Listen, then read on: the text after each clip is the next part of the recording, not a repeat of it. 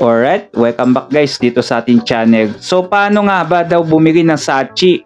So yung iba hindi nila mag-gets kung paano nga daw mag-swap.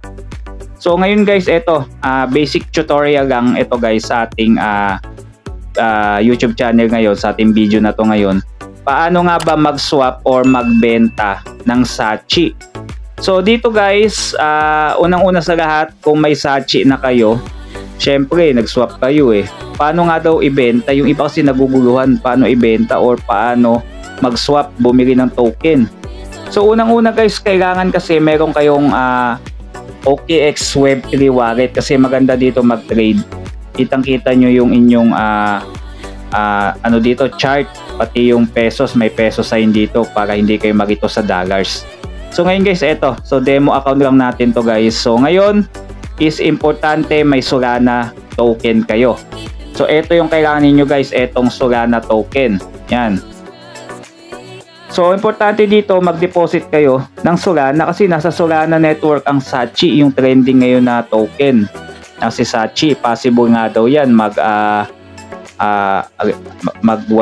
ba o 0.50 o magista sa iba pang exchange kasi naasikaso nila.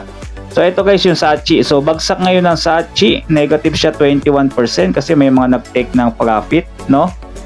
Kung titingnan natin 1 hour time frame niya, ayan. So ito yung chart ng Saatchi.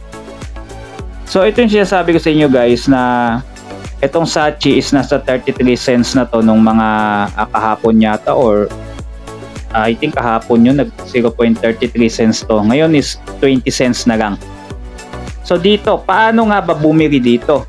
So meron kayong makikita ditong quick buy guys dito sa mismong OKX Web3, no?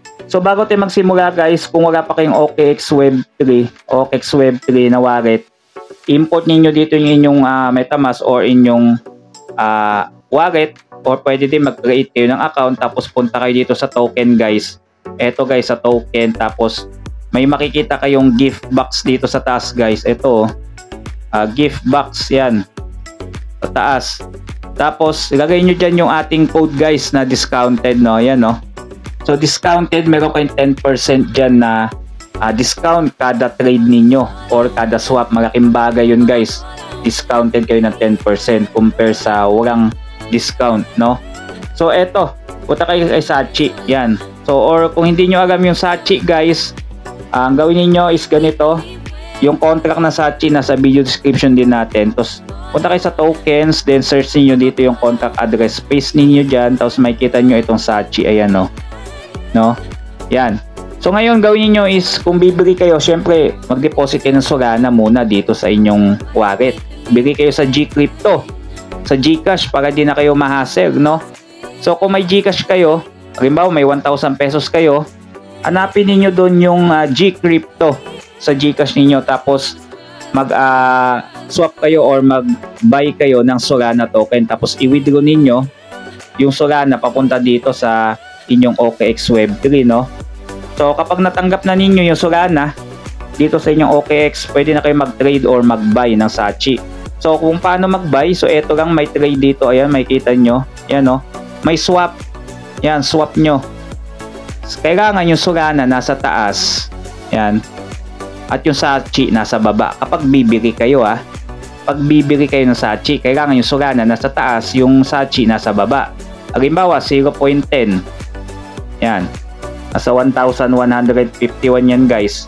So kung ang inyong puhunan ay nasa 1,000 pesos, mga 900 pesos lang ang gawin ninyo guys kasi kailangan may gas fee kasi. Iwanan nyo lang ng 100 pesos yung inyong wallet sa Solana. Huwag nyo isagad. Tapos bili kayo niyan, halimbawa 1,300 pera nyo, ito 1,150 ang i-swap nyo, yan yung mag-receive ninyo na Saatchi, 5,501. So itong Saatchi guys, possible to mag piso or higit pa, no?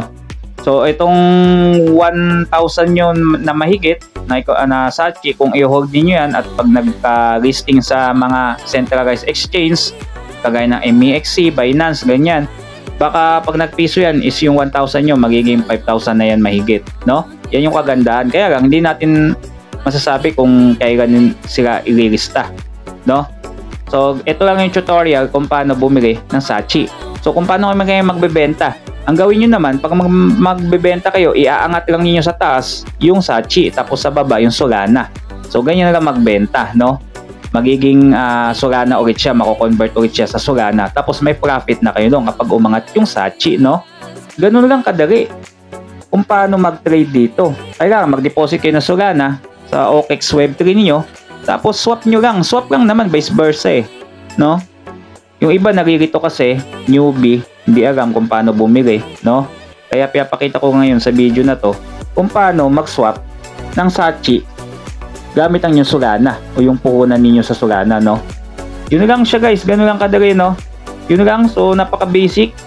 Napakadali lang naman. Kung susundan ninyo yung video na to, napakadali lang talaga. No?